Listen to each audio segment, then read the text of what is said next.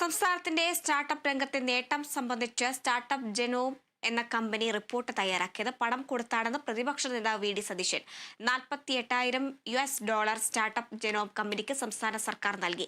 2019-21 Covid കാലവുമായി താരതമ്യം ചെയ്ത് ഊതിപ്പെരുപ്പിച്ച കണക്കാണ് സംസ്ഥാനം ഉണ്ടാക്കിയതെന്നും 2021 മുതൽ 24 വരെ സർക്കാർ റിപ്പോർട്ട് തയ്യാറാക്കാൻ പണം കൊടുത്തുവെന്നും അദ്ദേഹം പറഞ്ഞു.